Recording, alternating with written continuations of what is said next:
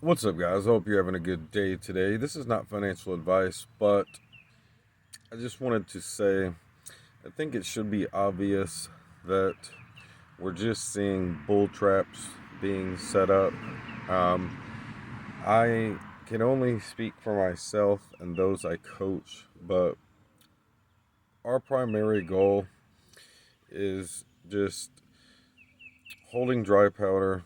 I think cash is invaluable right now. We've been day trading inverse ETFs.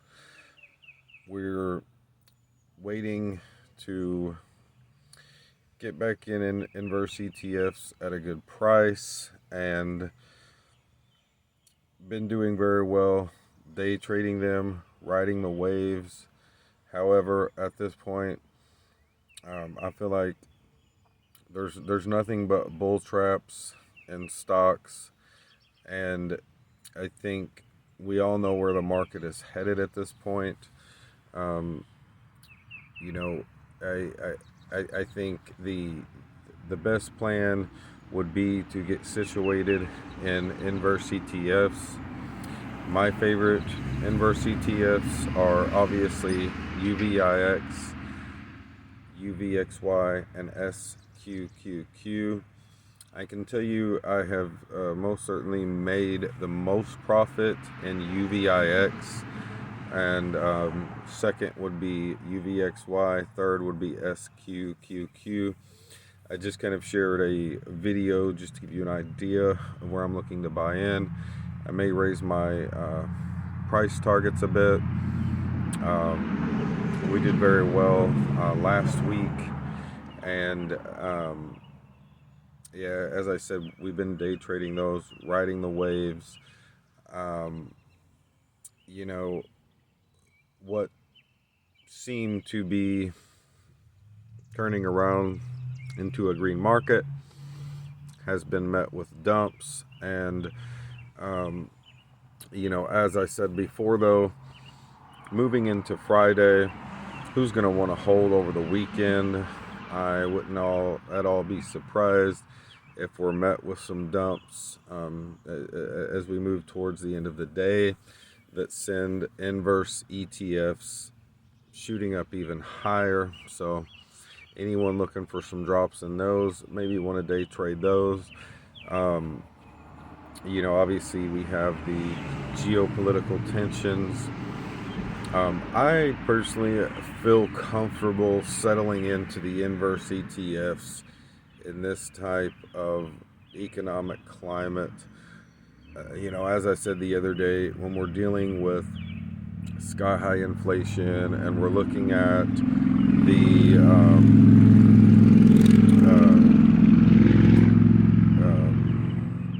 May 11th CPI report, which it's going to be ugly. It's going to tank the market. Um, the fact is, inflation is just it's a domino effect. It's a ballooning situation that rising interest rates have not had a chance to combat.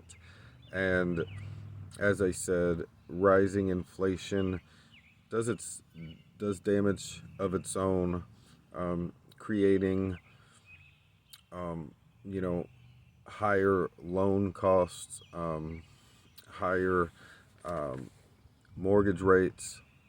So it's a double-edged sword in the market. And again, we're looking at the FOMC meeting April 3rd, next Tuesday. I think most people feel, and I feel that the Feds will likely raise interest rates at 50 basis points. At 75 circling in my head because fears were circling of that number, so for some reason it stuck in my head.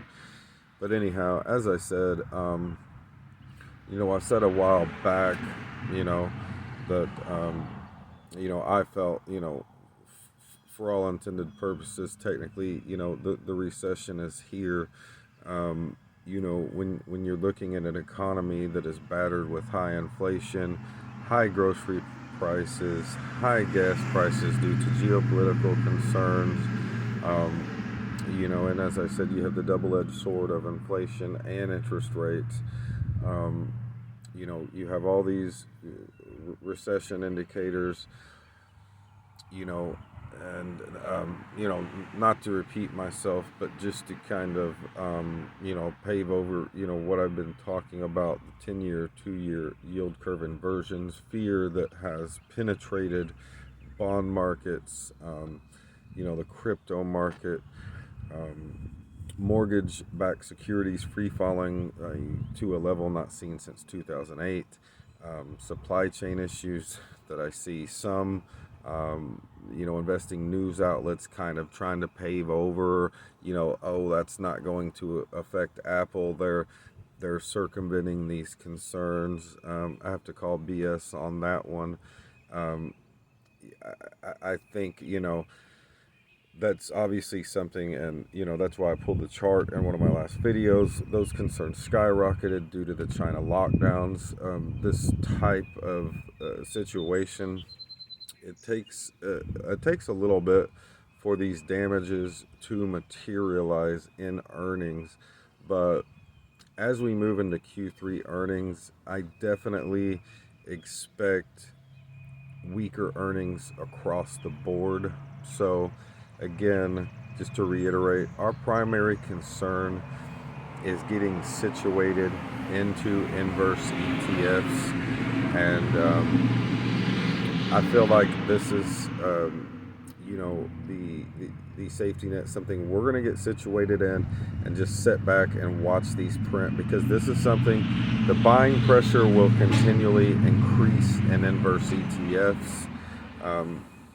The market is going to be a kangaroo market at best. As I said, they're setting bull traps, they're juicing up prices of equities to get put options, and that's basically what I foresee coming. And again, yes, I do feel that we're going to experience the worst crash that anyone alive has seen sometime near the end of Q3, early Q4. And it's difficult to put an exact timeline on that, but we are in an economic crisis right now, in my opinion, and this is something that I feel will transition into a financial crisis. And so when people talk about investing in once everything crashes, investing in equities, what our plan is going to be is, once we ride the inverse ETFs up and we feel they peaked out, we're going to short those, because I feel that shorting those are going to tank once they top out. So those put options are going to print. So I feel that's more certain than stocks skyrocketing. When exactly are stocks going to recover in that type of market, right? So that's my plan, more than being concerned with piling into stocks and then riding the wave back up in inverse ETFs once they tank, and shorting them again.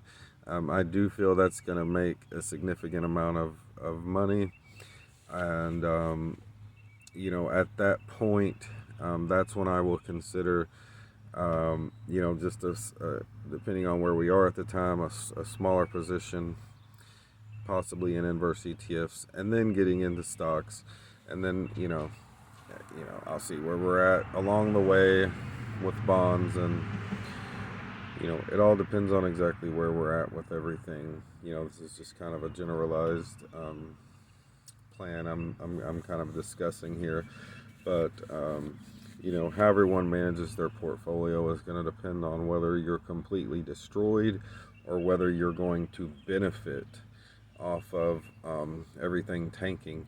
There's going to be a lot of people that end up losing nearly everything. That's just the way it goes.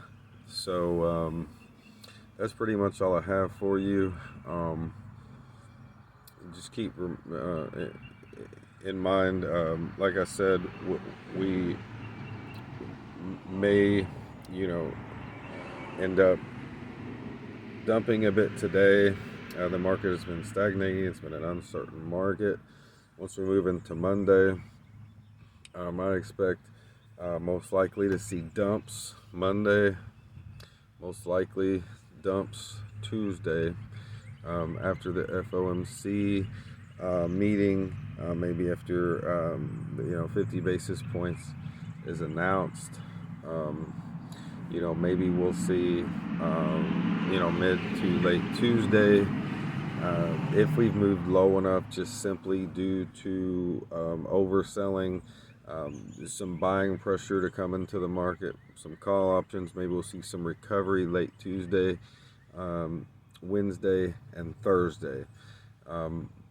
My hope is that this continues to push the VIX down and inverse ETFs down, so we can all get situated in these positions, because I personally feel that next Friday is just gonna dump.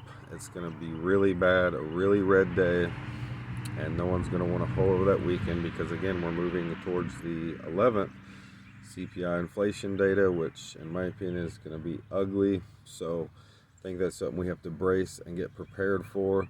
And then we're moving toward, again, a more ever volatile market, which at best case will be a kangaroo market, where we just ride the waves at best. But be careful you don't get caught in a bull trap here. And just to kind of reiterate, our plan is just to basically get situated in inverse ETFs. As I've said before, the crypto market is not immune to the fear, and I do feel that Bitcoin is at a serious risk of during the crash of plummeting down pretty low. I talked about in the past how it's very possible, and no one knows for sure, but Bitcoin could plummet between that $26,000 range. No one knows for sure, but all I'm saying is I'm not going to be riding on stocks, cryptos, Ethereum. I think may very well drop back down. I don't have the number in front of me that I was looking at for that, but I think Ethereum may very well drop back down to what was that number I was looking at on Ethereum? Who knows, that $2,000 range. I'll have to look at it again. If anyone wants to know, I'll check the chart. But the point is this: when stocks and cryptos are bleeding, everyone's looking for a place to put their money. When the market is crashing, where does the money go? It goes into the VIX, it goes into inverse ETFs. We're just going to be sitting back and plan to watch our money print, and that's our plan. So, it's your money. Do what you think is best for you. I expect historically low prices in the coming months. And I think you have to be prepared and have a solid plan for how you are going to prepare for that. Essentially, the inverse ETFs. Everyone who wasn't prepared, as they lose money, it filters into your account. But again, everyone's going to be looking to where to put their money, and I think that's the way to go. So, not financial advice, but that's pretty much all I have for you today, and that's why I shared that last video of that's why I was warning about different entry prices, and the bar was set pretty low on Amazon, because I think a lot of people thought that wouldn't happen with Amazon sinking down. I still feel like they have a way to fall, a ways to fall, and I mentioned several others, but I think a lot of people will be pretty surprised as more earnings continue to be posted, again, as a reflection of supply chain issues, inflationary concerns, and as time continues, rising interest rates as well. Again, um, rising interest rates do damage of their own. So when we have high inflation and as interest rates gets higher, it's somewhat of a double-edged sword in the market for a while until this balance occurs. So again, just be prepared.